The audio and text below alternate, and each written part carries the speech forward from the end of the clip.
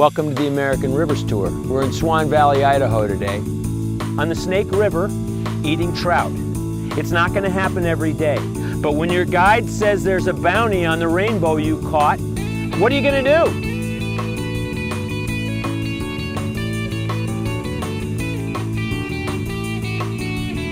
Paul Holscher from Henry's Fork Anglers. Chris Simons, one of my oldest and best friends. He's going to help us catch fish today. If I can't do it, he can. Enjoy your day with us on the South Fork of the Snake, Swan Valley, Idaho, Paul Holscher, Simbo, and the Bald Eagles. We're going to have a great time. The South Fork of the Snake has the highest nesting bald eagle population in the lower 48. And I'm looking at one right now, sitting in the tree 20 feet away. It's gorgeous here.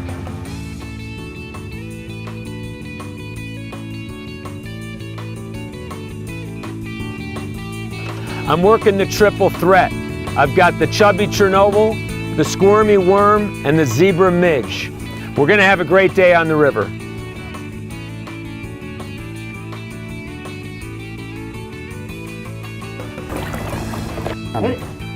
Fish on!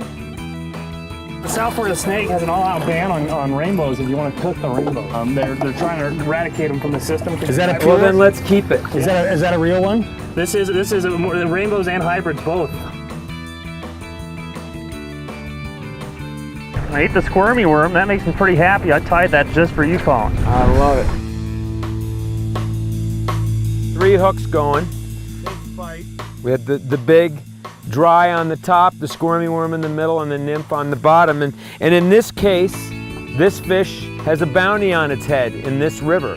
So we're gonna keep it and we're gonna cook it for lunch. The South Fork of the Snake River is the largest stronghold of Yellowstone cutthroat trout.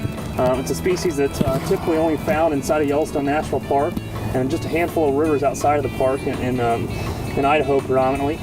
This fish here actually is a very low percentage hybrid of cutbow.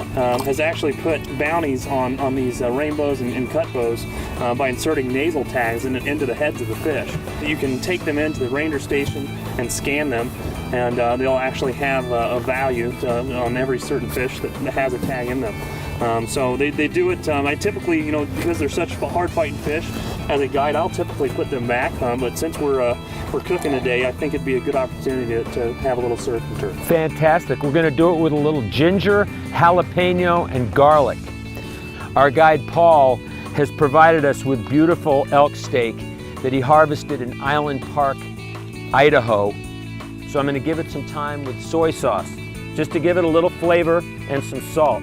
It doesn't need a lot, but we want to give it a chance to marinate just for a little while. We're going to be grilling this in cast iron over an open fire. You notice these steaks have been cooking for about 1.5 minutes. That's all they need. We're going to give them another minute and then pull them from the pan and let them rest. Should be nice and rare, and I think that this beautiful locally harvested elk is going to play nicely off the vegetables that are finished with this array of aromatic flavors.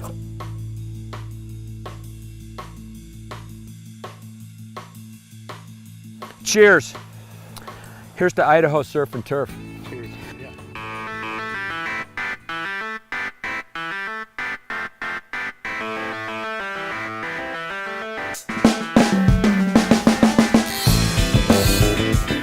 That was a decent fish.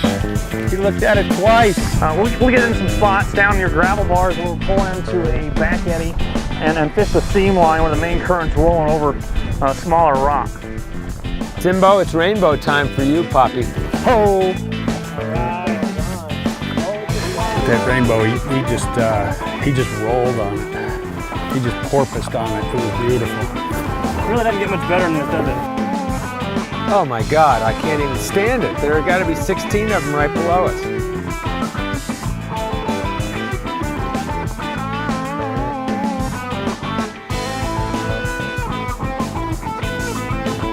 Took the squirmy worm. Made the guide happy.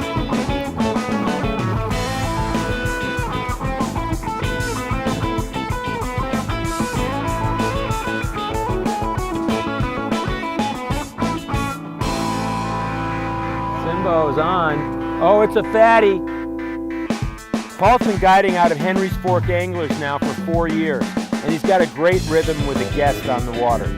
He kept hitting me, and finally I hit the trout.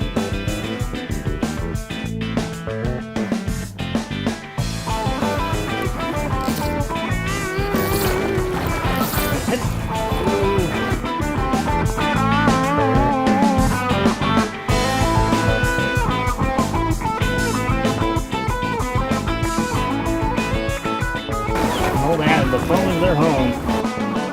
And the cutthroats don't come easy on the size 20 fly.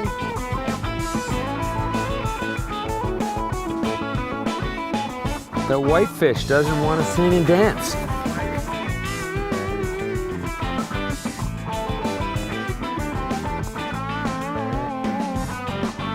That was a pretty fish.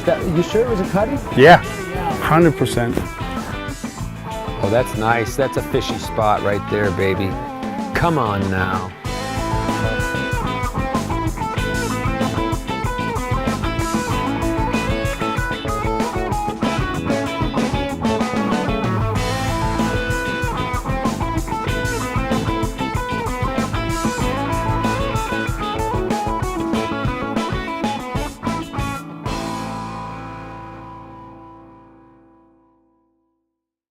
But that's another episode of the American Rivers Tour. Thanks for joining us.